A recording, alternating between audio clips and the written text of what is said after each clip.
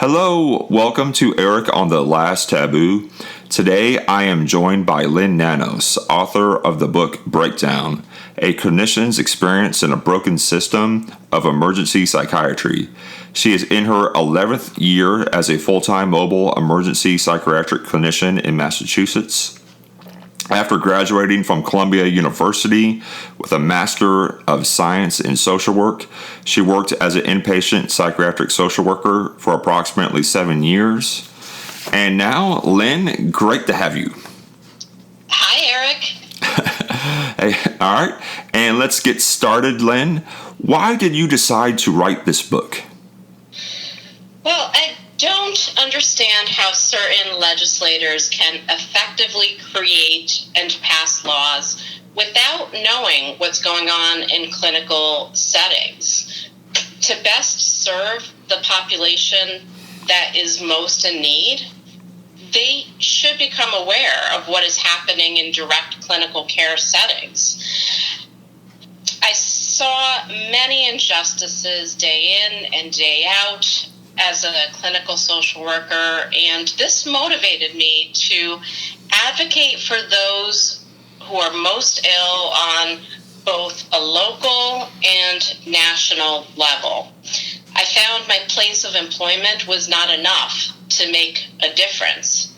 And if legislators read my book, they will know what needs to get done. All right. And in emergency psychiatry, what is the hierarchy of the system? Well, when I go into hospital emergency rooms or inpatient medical units, my interview with the patients lasts anywhere from 20 minutes to an hour and a half if it's extremely complicated. I then go to the doctor. If I recommend inpatient, a conversation with the doctor is almost not needed because typically they prefer inpatient. If I recommend a discharge home or to anywhere outside of inpatient, that's when an argument is more likely to occur. Meanwhile, in some cases, the doctors never met the patients. This is certainly not true of all of them. There are, of course, excellent physicians out there, but there are some really ineffective ones, including psychiatrists. And the ineffective ones have often disregarded anything I provided. The doctors have the most power in the hospitals. They order the discharges, and they can make the argument that if the patient is discharged and goes killing someone or her or himself, the doctor's more likely to be sued than me. So then why did the doctor spend so little time with this patient and rely on my input? I ask myself. All right, and if the doctor were sued because something were to happen with a patient that was discharged, he couldn't just look at your opinion and use that to back him up to shield him from liability?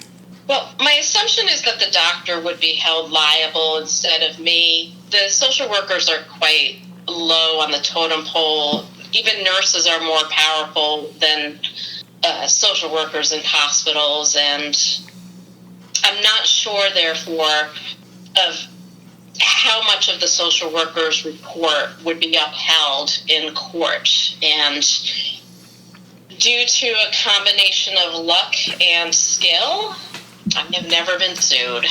All right. And is psychiatry given the respect of other forms of medicine? Or the same respect, I should say, the same respect as other forms of medicine?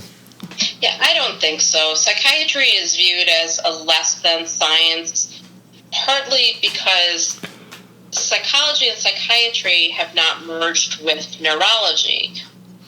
There's a lot of stigma, which is partly because of semantics. The word psych literally means soul. It doesn't mean brain. The word gives the message that it's not a real science, whereas neurology sounds more scientific. And I think that's one of the reasons for there being more respect for other medical disciplines. Okay, and do you support reclassifying schizophrenia as a neurological disorder? Absolutely. Okay, and early in the book, you say a supervisor told you no one is mentally ill here when describing the patients. What did she mean by that? Well, she said this in the late 1990s when I was working at a New York State hospital, and back then the lengths of stay were much longer. I'm sure most of these beds are far gone by now, and what she meant was that these patients lacked awareness of being ill, which is called anosognosia. Okay, and why is anosognosia, if it's that well known, not in the DSM? Well, it should be. I've heard that some psychiatrists, including Dr. Torrey, who founded the Treatment Advocacy Center and who's written a ton of books in our camp, including American Psychosis, Surviving Schizophrenia, him and other psychiatrists, according to what a top advocate told me, they petitioned the Diagnostical and Statistical Manual of Mental Disorders 5 in its developmental stages, requesting that anosognosia be listed as a criteria in diagnosing schizophrenia. And although research shows that approximately half of those with schizophrenia have this, I suspect the rate is a lot higher based on my clinical experience. I've rarely found anyone who has recognized that his or her delusion was a delusion. And the petition to get this into the DSM was rejected. Okay. And you use the analogy early in the book of category 1 through 5 hurricanes. What did you mean by that? A popular mantra in the mental health industry is that the majority of people with mental illness are no more violent than the rest of the population. Literally, this is true if we include everyone who has a mental illness. But there's another side. This is small in prevalence, but profound in the extent of consequences and danger. Some people with psychosis and anosognosia are prone to violence because of their psychosis. My proposal is that rather than stating this mantra, administrators and legislators should emphasize that they are more dangerous than the general population. So I want legislators to read the many examples of tragedies that I detailed in Breakdown, which could have been prevented if appropriate laws were in place. It's important to emphasize that people were killed in these stories because they were not treated. Okay.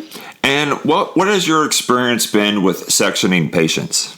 Well, I have never taken this lightly. Sectioning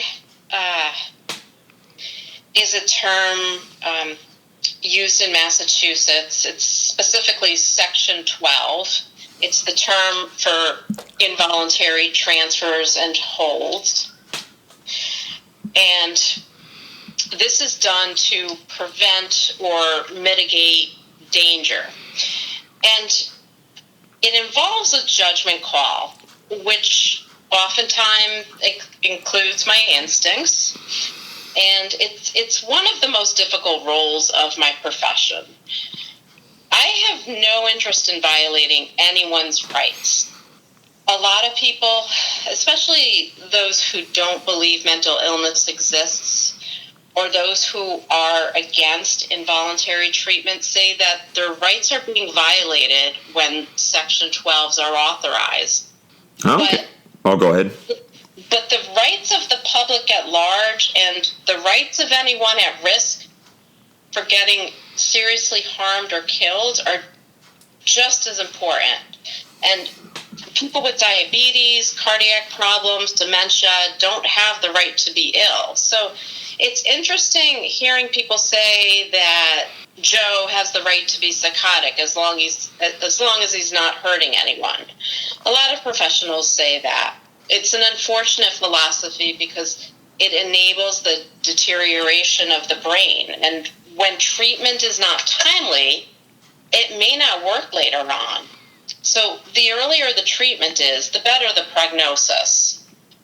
And actually, there have been many times in which months after authorizing Section 12s, I've accidentally run into these patients or I reevaluated them and they thanked me. They said I had no clue what I was doing. I was a mess. I was not in my right mind. So no one has ever gotten mad at me later, which is confirmation that I invoked such authorizations out of care for them. Okay. And do you ever see the same patient more than once? All the time. It's extremely common. Okay. And when you, what percentage of your patients do you see more than once? Or you say it happens all the time? Considering I've been in the same place of employment for almost 9 years, most of the people I've evaluated, I had seen previously in earlier cases. And the reason the readmission rate to emergency services is so high is it's multifaceted. We have the premature discharges from inpatient. There are the overly restrictive civil commitment criteria. They often get kicked out of the hospital emergency rooms rather than getting moved onto inpatient because of this overly restrictive civil commitment. Okay. And how common is it for people to fake being suicidal to get an inpatient bed? It's extremely common, and I don't see any end in sight here.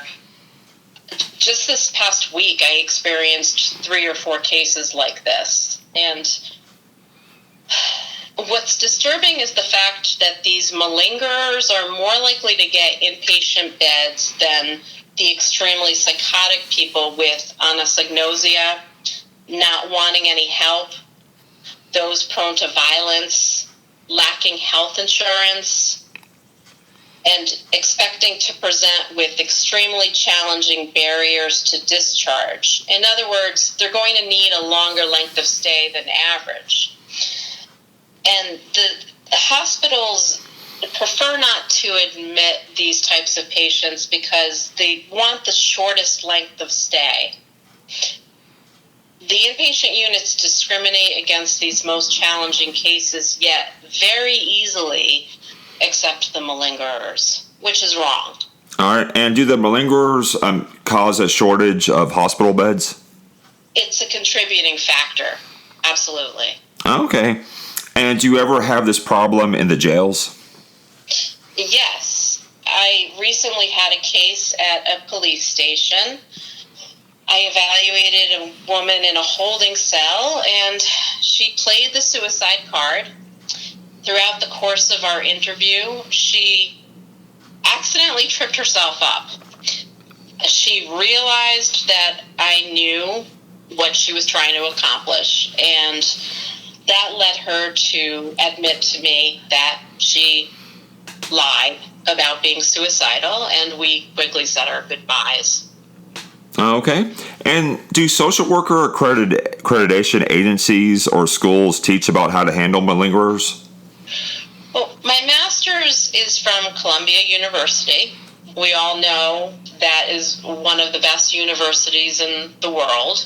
And during the course of my schooling there, I was not educated about malingering. in all of the classes to maintain my license in more recent years. I've never taken a malingering course because I've never seen any such course offered.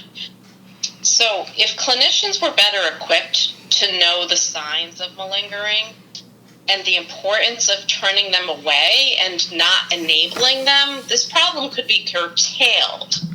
Not eliminated completely, but curtailed. Okay. And you mentioned discrimination. How common is it for a hospital to discriminate against a hard-to-discharge patient? It happens all the time. It's extremely predictable. I go to the hospital to see someone who has trashed the place, threatening to hit other patients, threatening to harm the staff, floridly psychotic, has a history of assaulting others, and like clockwork, the wait for placement will be longer than it would be in other cases. All right. And also you have access to a bed census, and they'll just say there's no bed, or do they just tell you up front that they won't admit the patient? So for marketing purposes, the hospitals send their census to the staff that do bed searches. I no longer do bed searches, but conducted hundreds of bed searches in the past, and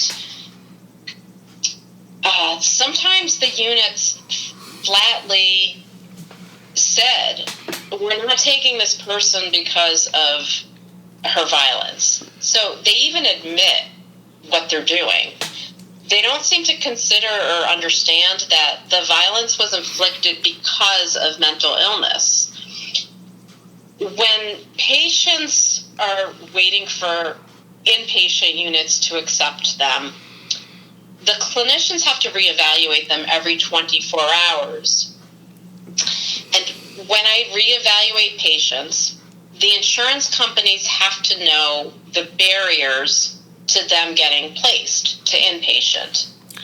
So I tell the insurance companies why the inpatient units are refusing to accept the patients. And there's no legal accountability. And you want to change that so that there is accountability. There should be accountability. They're discriminating against the patients who need the most care, which is very wrong. The emergency services programs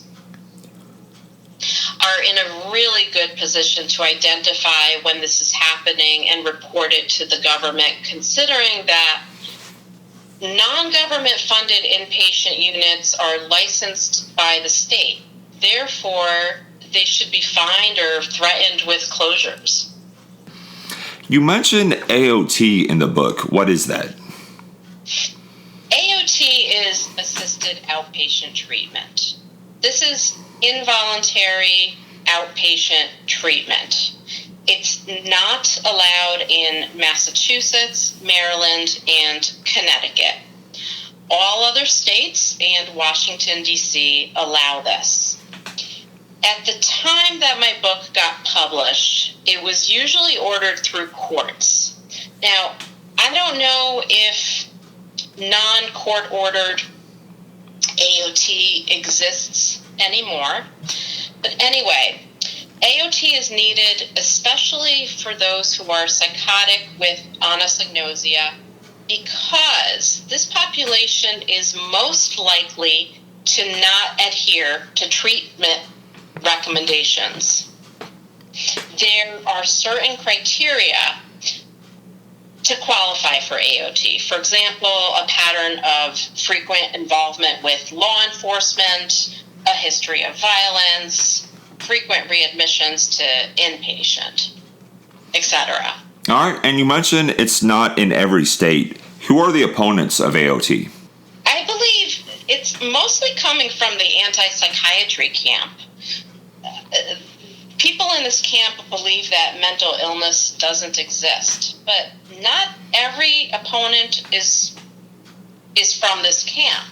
I've come across some mental health professionals, and I'm aware of legislators who seem to know that mental illness exists, yet oppose AOT. And the reasons for this vary. It might be a lack of education. For example, they don't know what anosognosia is, or it may simply be latching on to the belief to keep up the esteem with colleagues or supervisors who oppose it.